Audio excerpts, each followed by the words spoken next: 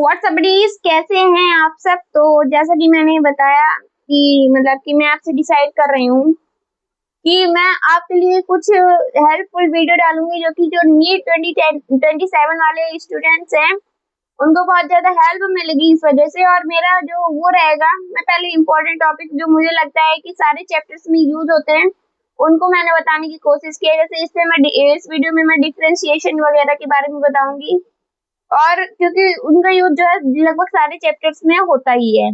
और फिर उसके बाद मैं आपको, जैसे कि आपको जिस सीरीज में पढ़ाया जाता है बैच में, वैसे मैं आपको कंटिन्यू करूंगी और आपको सारे कॉन्सेप्ट क्लियरिटी और की पॉइंट्स लाके सामने रखूंगी जो जो इम्पोर्टेंट है और आपको नीट के समय रिकॉल करने की उसकी बहुत ज्यादा जरूरत पड़ेगी। तो इसको एक शॉर्ट वीडियो की तरह 2x में आप भी देख सकते हैं। तो एंजॉय द वीडियो। तो मैंने पहले सोचा कि थोड़ा सा बेसिक से उठाया जाए। तो जैसे कि हर चैप्टर में होगा तो कहीं ना कहीं डिफरेंशिएशन का, डिफरेंशिएशन का सबका काम तो पड़ता ही रहता है। तो इस वजह से मैंने सोचा पहले इसको ही थोड़ा समझा दिया जाए। जैसे सीड जब जर्मिनेट करेगा उसको प्रोमेरिस्टेम करेंगे या फिर एम्ब्रियोनिक मेरिस्टेम कहेंगे। फिर उसके बाद सीडलिंग बनेगी, छोटे छोटे पौधे बनेंगे और फिर धीरे धीरे मेरिस्टेम और ज्यादा डेवलप होता जाएगा तो एक्सिलरी फिर एपिकल और इंटरकैलरी मेरिस्टेम बनेंगे। जिसके बाद जब वो बड़ा हो जाएगा तो जब उसको विड्थ की जरूरत होगी तो लेटरल मेरिस्टेम बाद में आते हैं रोल में। तो इसके लिए पहले अगर देखें कि प्राइमरी मेरिस्टेम क्या करता है, तो प्राइमरी मेरिस्टेम तो सब में होता है। देखो, जब भी कोई प्लांट हो, चाहे वो डाइकॉट हो चाहे मोनोकॉट हो, उसको जो है स्टार्टिंग में तो जरूरत पड़ेगी ही कि वो ग्रो करे।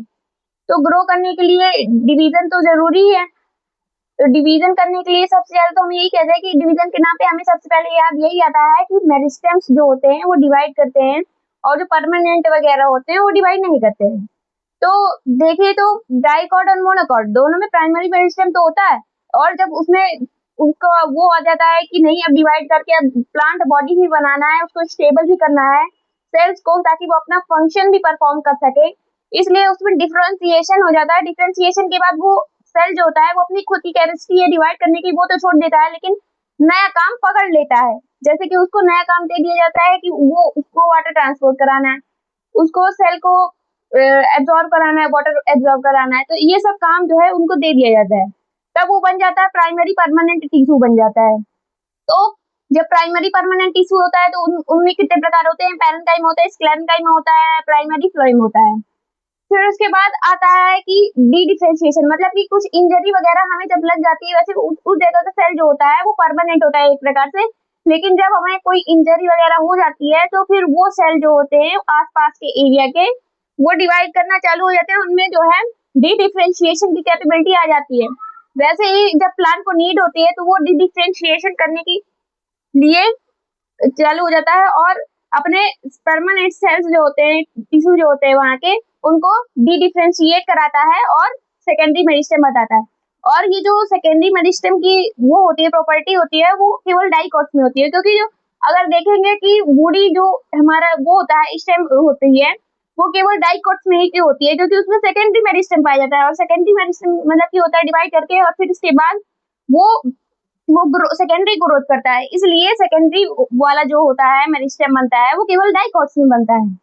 और कभी भी आप देखेंगे मोनोकॉट्स में जो इसकी स्टेम होती है वो बहुत ज्यादा पतली होती है और ग्रीन ही बनी रहती है, क्योंकि उसमें सेकेंडरी ग्रोथ प्रेजेंट ही नहीं होती है। तो इन सब के बाद जो प्राइमरी फ्लोएम, प्राइमरी जाइलम हो गया, प्राइमरी मेडुलरी रेस हो गई, कॉलनकाइमा हो गया, ये सारे प्राइमरी परमानेंट टिश्यू में आ जाते हैं और अपनी कैपेसिटी रिगेन कर लेते हैं डिवाइड करने की। जिसके बाद वो सेकेंडरी मेरिस्टेम बन जाते हैं। सेकेंडरी मेरिस्टेम वो जो कि वापस से डिवाइड करना स्टार्ट कर चुके होते हैं, जैसे वैस्कुलर बंडल्स हो गए और कॉर कैम्बियम हो गए। ये जो है अपने जो वापस और ज्यादा सेल्स होते हैं जो बनाना चालू कर देते हैं और उनको मैच्योर करना चालू कर देते हैं और ज्यादा नए मात्रा में डिवाइड करना चालू कर देते हैं। अब जो है जब सेकेंडरी मेरिस्टेम जो होता है उसमें हम देखे तो रीडिफरेंशिएशन होता है। ये रीडिफरेंशिएशन होता है कि जब रीडिफरेंशिएशन मतलब कि पहले डी-डिफरेंशिएशन हो गया, मतलब कि पहले डिफरेंशिएशन हुआ, मतलब कि वो एकदम से मैच्योर हो गया, फिर डी-डिफरेंशिएशन हो गया। कि आप इसे भी याद कर सकते हैं कि डी डिफरेंशिएशन से पहले होता है, क्योंकि डी पहले आता है अल्फाबेट में और आर बाद में आता है। तो जब रीडिफरेंशिएशन हो जाएगा उसके बाद ही रीडिफरेंशिएशन चालू हो जाएगा। तो रीडिफरेंशिएशन भी डाइकॉट्स में होता है, क्योंकि डाइकॉट्स में ये एबिलिटी होती है सेकेंडरी को दिखाने की। तो जब रीडिफरेंशिएशन होता है उसका मतलब होता है वो वापस से अपनी कैपेसिटी डिवाइड करने की लॉस कर देता है और सेकेंडरी परमानेंट टिश्यू बन जाता है। अब आपको ये मतलब कि इंपॉर्टेंट पॉइंट याद रखना होता है कि जो सेकेंडरी परमानेंट टिश्यू होते हैं वो कौन कौन से होते हैं। सेकेंडरी कॉर्टेक्स जो होता है जिसको हम फेलोडम भी कहते हैं, और जो कॉर्क होता है, कॉर्क जो छाल होती है पेड़ की, उसको हम फैलम कहते हैं, जो कि सेकेंडरी परमानेंट टिश्यू है।